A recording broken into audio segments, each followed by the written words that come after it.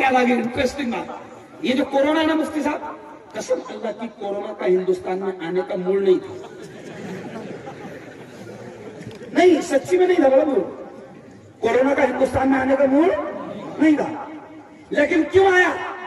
तो मैंने उस जमाने में कहा था जब ये मसला चल रहा था, एनआरसी का जब मामला चल रहा था, तो आपको मालूम है दिल्ली के शाहीन बाग से लेकर पूरे हिंदुस्तान में मुसलमानों ने 1 साल तक के धरना दिया था, याद है?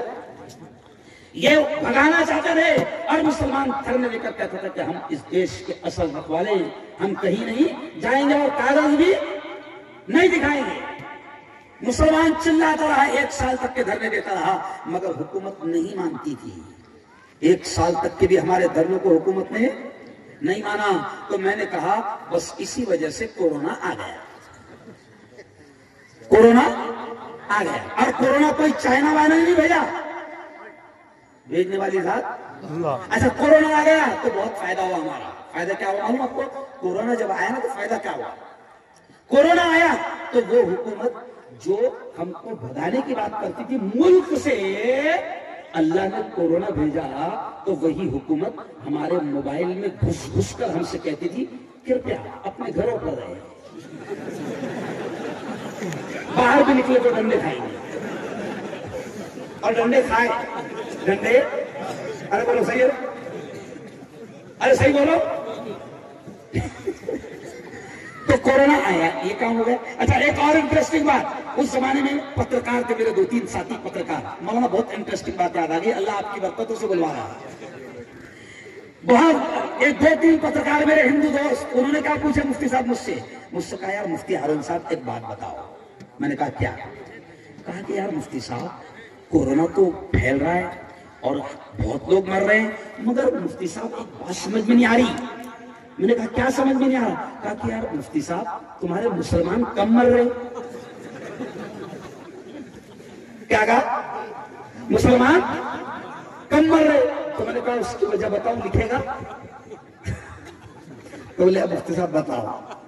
तो मैंने कहा देखो, उसने कहा कि मुफ्ती साहब तुम्हारे मुसलमान लोग जरा डर भी नहीं रहे, मुसलमानों के मोहल्ले में जाओ तो ऐसा लग ही नहीं रहा कि कोरोना यहाँ पर आया है।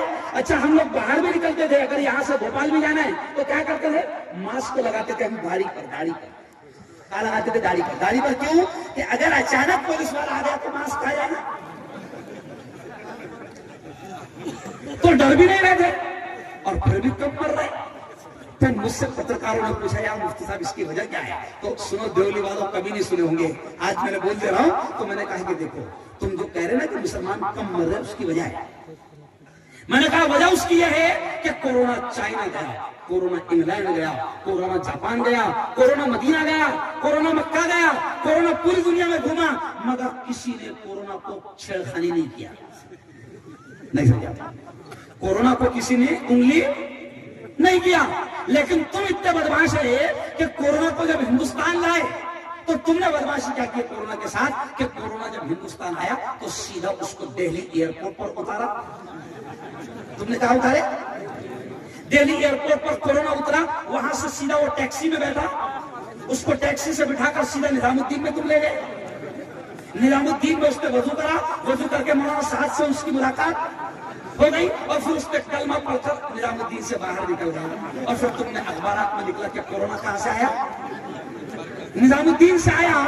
कहां से आया भाई? यही चल रहा था ना उस वक्त, कोरोना निजामुद्दीन से आया। तो मैंने कहा बताओ जरा, तुमने जब कोरोना को जबरदस्ती दिल्ली एयरपोर्ट पर उतार कर टैक्सी में बिठाया, निजामुद्दीन में पहुंचाया, मौलाना साहब से मुलाकात करवा के कलमा पढ़वाया, तो कोरोना मुसलमान हो गया। तो कोरोना जब मुसलमान हो गया तो मुसलमानों को क्यों मारेगा?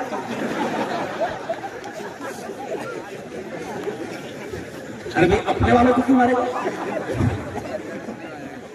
तो इसमें मेरी बात भी हो गई और जूते भी हो गए।